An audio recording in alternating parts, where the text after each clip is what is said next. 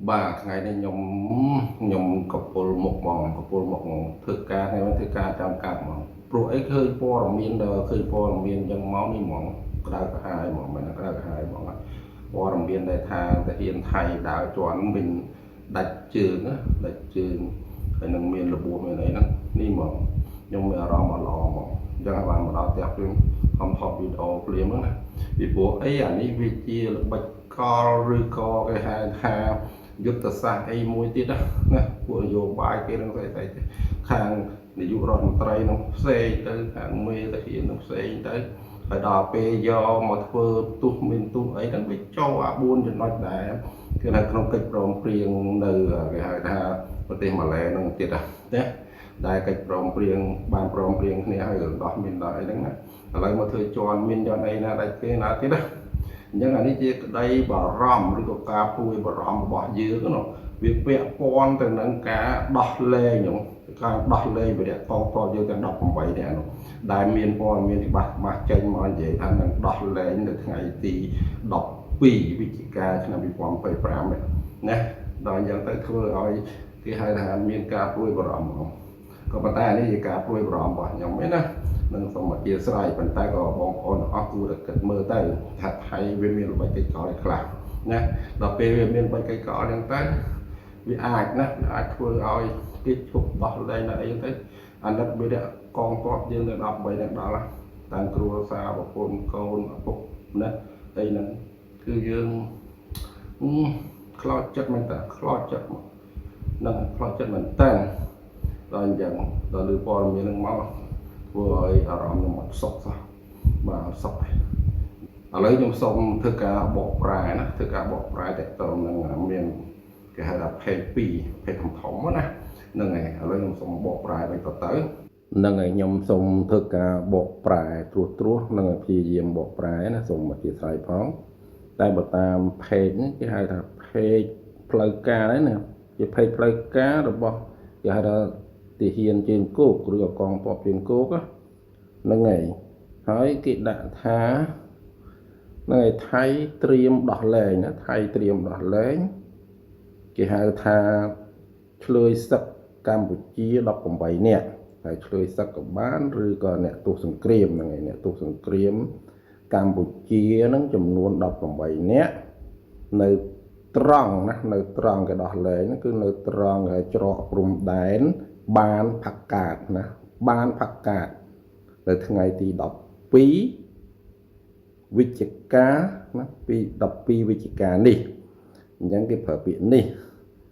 អានេះអត់បញ្ជាក់ទៀតណាអត់បញ្ជាក់ឆ្នាំទៀតណាប៉ុន្តែគេនិយាយក្នុងខែហ្នឹង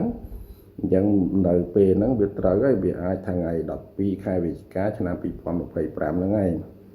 ណាកន្លែងនេះក៏រៀនឆ្លាតដែរគឺអត់ព្រមដាក់ឆ្នាំទេបើថៃគេច្រើនតែដាក់កាលពុទ្ធសករាជហ្នឹងហើយ2568ណាតែកន្លែងនេះអត់ឃើញដាក់ហើយនៅក្នុងនេះដែរគេដាក់ខាងក្រោមអក្សរទូចនេះមិនមែនធម្មតានេះគេដាក់ថាខុទ្ទកាល័យព័ត៌មានណាលំដាប់ទី1របស់ថៃអញ្ចឹងយើងឃើញថាបើតាមការចុះណារបស់គេថាអានេះគេហៅថាខុទ្ទកាល័យព័ត៌មានទាហានជើងគោកហ្នឹងហើយគេថាអង្គដោះលែងណាដោះលែងអ្នកទោសសង្គ្រាមកម្ពុជា18នាក់ហ្នឹងថ្ងៃ12វិច្ឆិកានេះហ្នឹងហើយសំបីតែនៅក្នុងគេហៅថានេះតែគេ channel ឬក៏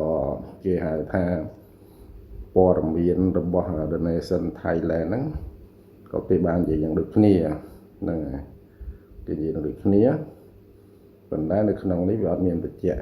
ថ្ងៃខែទេអញ្ចឹងណាហ្នឹងហើយអញ្ចឹងខ្ញុំសូមបកប្រែប៉ុណ្ណឹងបាទឥឡូវបងប្អូនអស់ឃើញហ្នឹងមែនឃើញហ្នឹងអញ្ចឹងវាគេហៅថាសារព័ត៌មានឬក៏ខុទ្ទកាល័យព័ត៌មានសម្រាប់លេខ1របស់ថៃទៀតណាដែលគេចេញមកនិយាយយ៉ាងចឹងណាធ្វើឲ្យយើងមានក្តីសង្ឃឹមណាដោយសារអីដោយសារគេបានបញ្ជាក់អញ្ចឹងហើយអញ្ចឹងយើងសង្ឃឹមថាវិរៈកងទ័ពរបស់យើងទាំង18នាក់នេះនឹងបានចេញឬក៏វិលត្រឡប់មកមាតុភូមិវិញនៅថ្ងៃទី12ណា12ខែវិច្ឆិកានេះខែវិច្ឆិកាខែហ្នឹងឆ្នាំ2025យើងសង្ឃឹមហើយណា ก็ไม่ប៉ុន្តែដល់ពេលមានខាងបច្ចេកកលរឿងជាន់មានជាន់អីនឹងទៀតទៅយើងអត់ដឹងថាវាយ៉ាងម៉េចយ៉ាងម៉ាដែរប៉ុន្តែយើងនៅតែសង្ឃឹមជឿជាក់ណាសង្ឃឹមជឿជាក់